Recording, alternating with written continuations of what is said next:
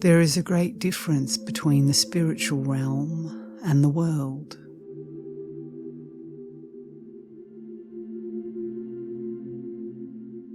The one being eternal, and the other only a dream.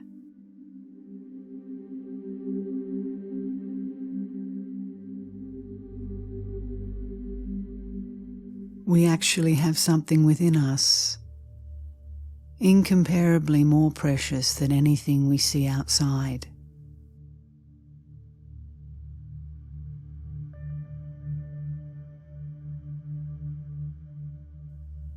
Do not let us suppose that the interior of the soul is empty.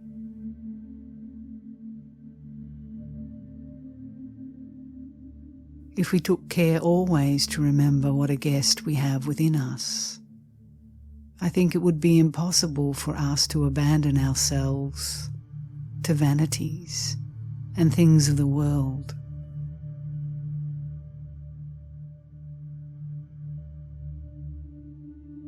For we should see how worthless they are by comparison with those which we have within us.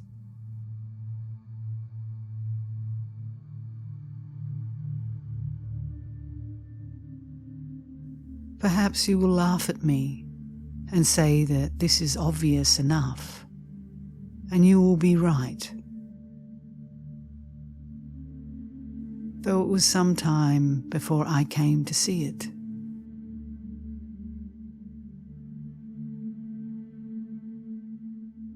I did not understand what that soul merited, or who dwelt within it, until I closed my eyes to the vanities of this world in order to see it.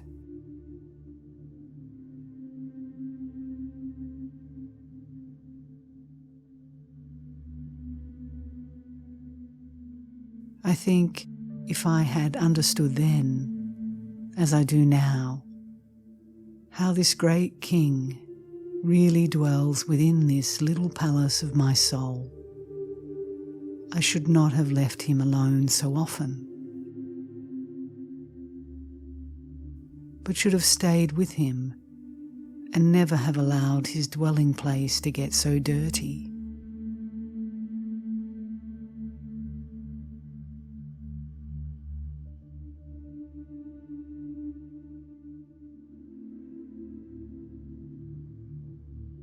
If we fill the palace with vulgar people and all kinds of junk, how can the Lord and his court, the saints and angels, occupy it?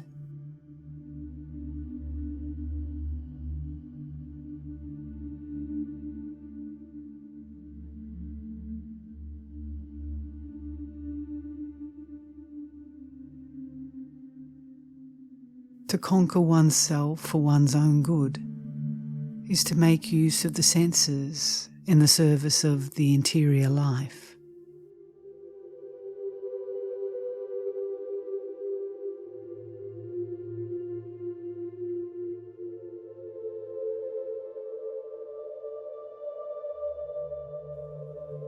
If she, the soul, is speaking, she must try to remember that there is one within her to whom she can speak.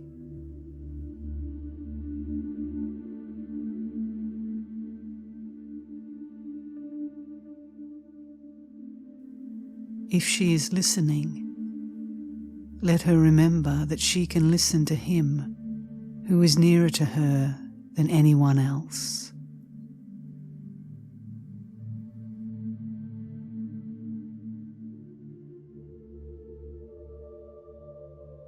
Let her realize that, if she likes, she need never withdraw from this good companionship.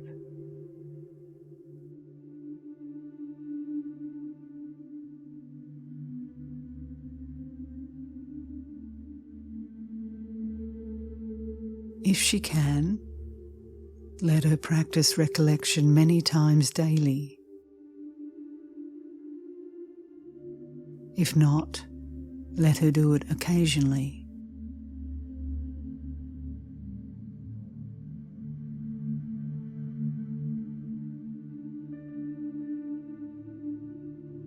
As she grows accustomed to it, she will feel its benefits, either sooner or later.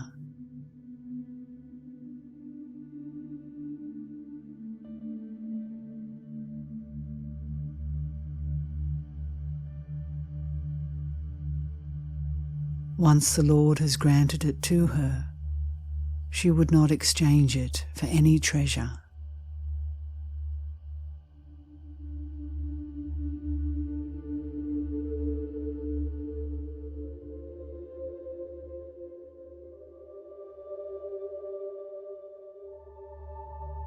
Nothing, sisters, can be learned without a little trouble. Look upon any care which you take about this as well spent.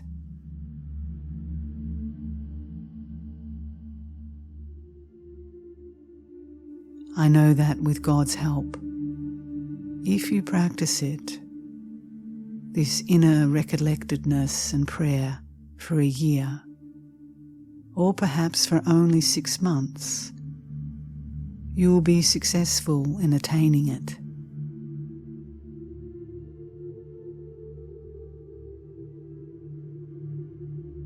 Think what a short time that is for acquiring so great a benefit.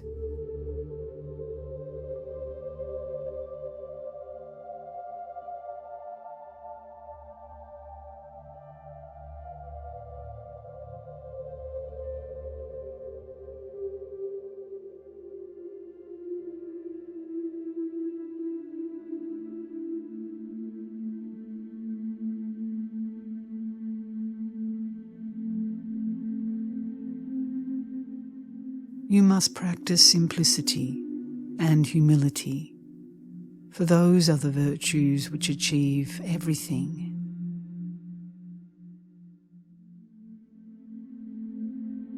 Humility is the principal virtue, which must be practiced by those who pray.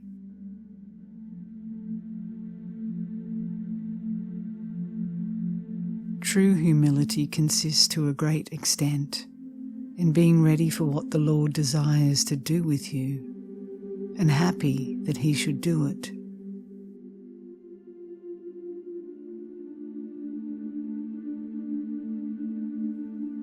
These include contemplation and mental and vocal prayer,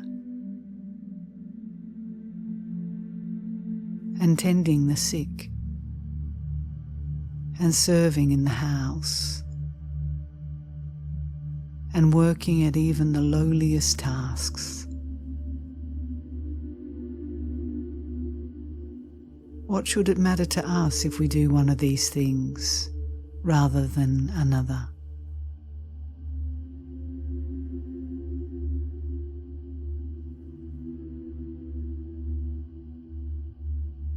What matters is not whether we wear a religious habit or not. It is whether we try to practice the virtues and make a complete surrender of our wills to God, and order our lives as His Majesty ordains.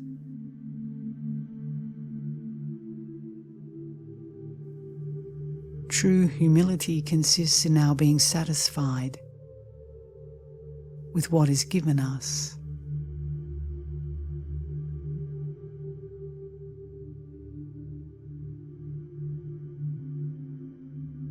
Let us desire that not our wills, but His will be done.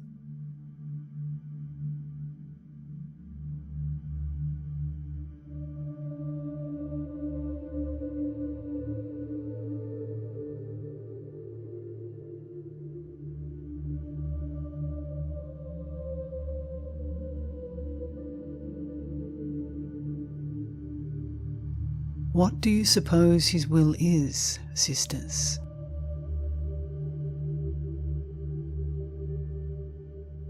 that we should be altogether perfect and be one with Him.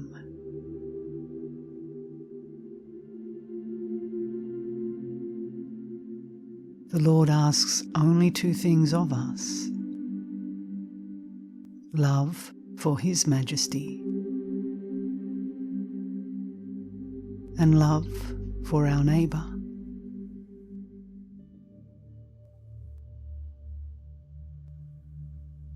It is for these two virtues that we must strive. And if we attain them perfectly, we are doing His will.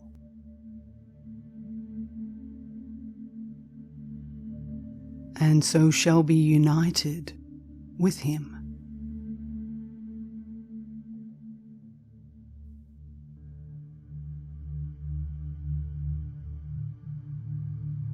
The surest sign that we are keeping these two commandments is, I think, that we should really be loving our neighbour.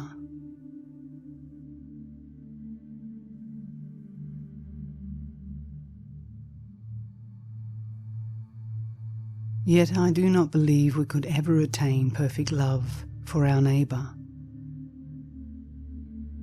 unless it had its roots in the love of God.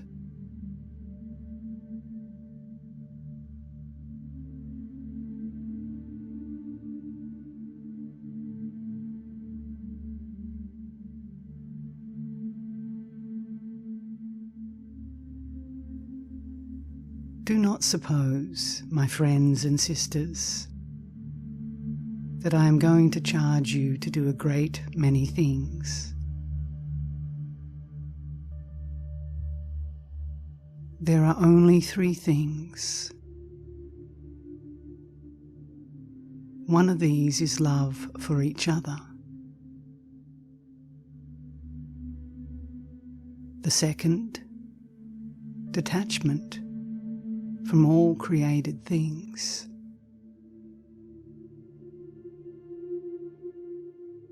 The third, true humility, which, although I put it last, is the most important of the 3, and embraces all the rest.